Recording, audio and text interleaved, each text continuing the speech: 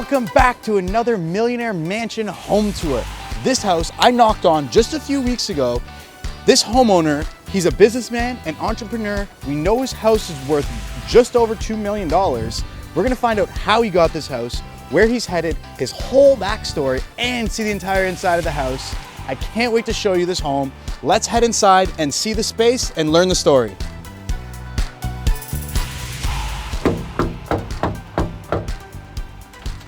Hello! Hey. How's it going? Wonderful. Come on in. Yeah, amazing. The house looks phenomenal. Wow.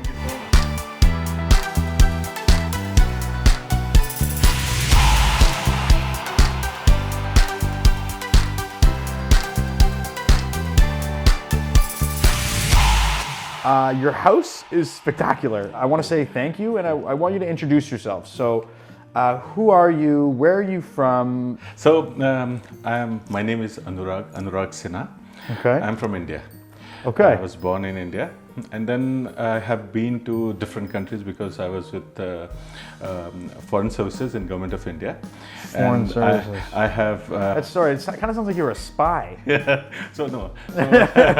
So I was from the Foreign Services, the Government of India, who basically to where you get your visas, your passport, Okay. those kind of things. Okay. So, but I was not on the visa section. I was with the Government of Grenada. So it's like I was the advisor to the Prime Minister of the country. Wow. A couple of Prime Ministers for a couple of Caribbean countries. Wow. And I was into advisory of making them a knowledge economy. Okay. So it's like how you can use technology to make to get the country to the next level. Okay, so you're advising them on tech advancements. Tech advancement. So there was walls here all across. Okay. So we removed all the walls. We made this whole. I like this a lot. Yeah, This is super yeah. unique. That's so this cool. was one of the things which we went all the way to, I think, to Niagara to get this started. Yeah. You left your federal job with the government of India, Yeah. and you decided to come to Canada. Yeah. So why did you pick Canada?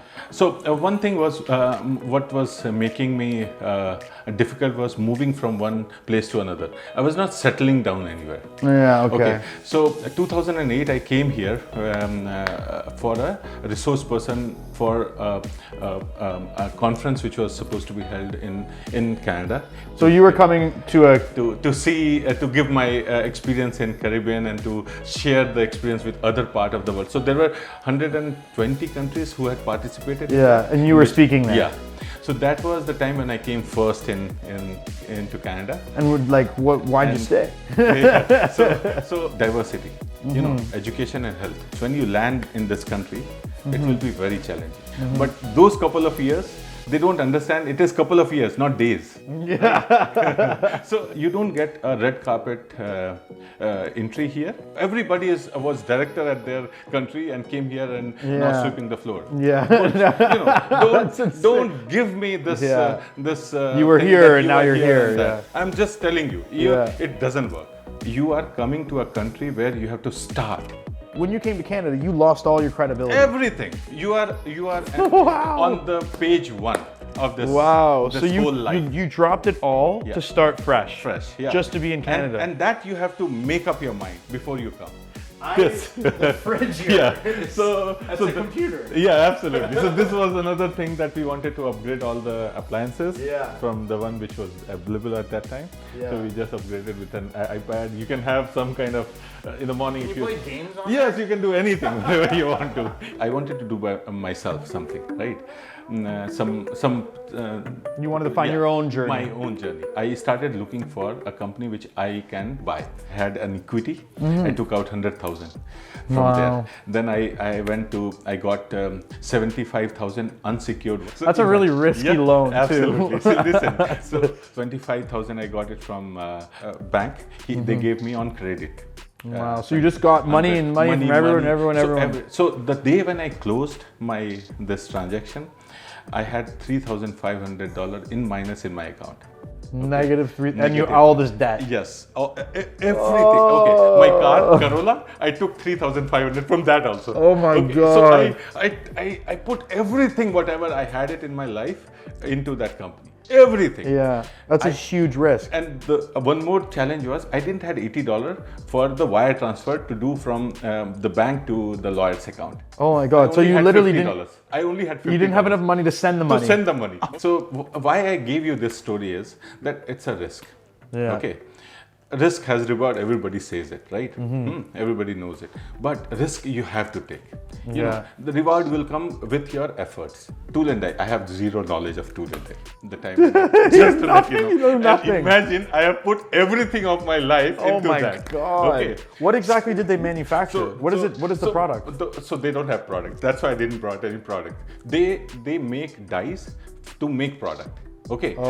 So metal dies, which is stamping dies, which goes on the press, which makes parts. Anything. Okay. If you want to make it's this, die. Yeah. If you want to make this, you have to make it's a million piece of this. So you can make a die which can make this part.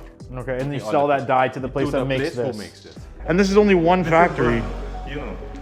Do you have more factories like with the same amount of stuff as this? Yes. Really? Yeah. 3 of them, 4 of them actually. Oh my God. Same size. Same size. From next year onwards, what I started doing is because I I thought that you cannot have one company. You have to have multiple. Okay. Oh, here we go. So every year I will make say 100 to 200,000 from the company. By the end of the year, I will buy a company. This was my idea. My idea. Diversify. And how many companies do you own right now? I have roughly 12 companies, 14 companies here. So to run. What? Yeah. You just keep every time you get enough, you buy another one. Yeah. Every time you get enough, you buy another one. And diversified. These are some of the certificates. So Singapore, PhD, United Nations, Commonwealth, Head of Governance. Tell me, what is something that was really challenging that you faced in your adult life or, coming up throughout who you are? I just want to say that when I came to Canada, the worst thing which I can think about, which happened to me when I lost my dad.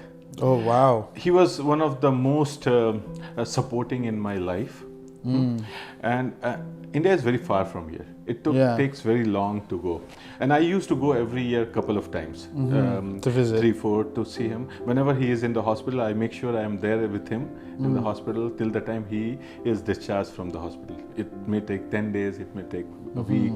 I was 3 days late and I just lost him. I was always curious to tell my dad that I have done this, so that that was always in my head. Yeah. So that he feels so proud of anything, and that made me doing more and more. So that has gone right. But and now who do you tell to? So now I do it for the country and for the people. What do you want to be remembered for? I want to be remembered for a person who helped everybody in achieving their goals. So this we made it ourselves. Oh, really? Yeah. So this was also a kind of project. Project. Somebody asked me, what is your plan B? I don't have. Really, I'm telling you, I don't have, because I never made a B plan. For the reason being, if I will have a B plan, I will always looking at the B plan than the A plan. Wow. So there's no A or B or C or D. There is one plan. You focus on that plan. Make it. It will happen. Oh my God. Just keep doing it. It will happen. I'm telling you, one company I opened, for the last 2 years, I was losing, but I was doing the same thing. If I had a B plan, I would have closed it. And did something else. But you're better off now that you kept doing it. And now it is starting, giving something, right? And it will be. I know that it will be. Generally, we put one movie. We have popcorn, and So that's. So what's your favorite? What's your favorite genre of movie? Recently, I love Lame Nation. Liam Neeson.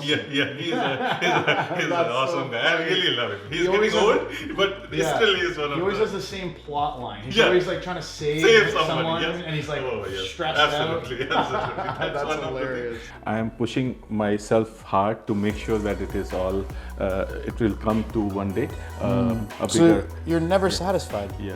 Well, like, Because once you are satisfied, you are done. Yeah, right? That's I the know. last time Yeah. when once you are done, that's the time. I don't want to retire. I really don't want to. you know, every really successful person I've interviewed says exactly that. Yeah. You don't work to retire. Yeah. You work because you love it and you Yeah, want to work and absolutely. you're passionate Yeah. and that's it. And that passion should not die.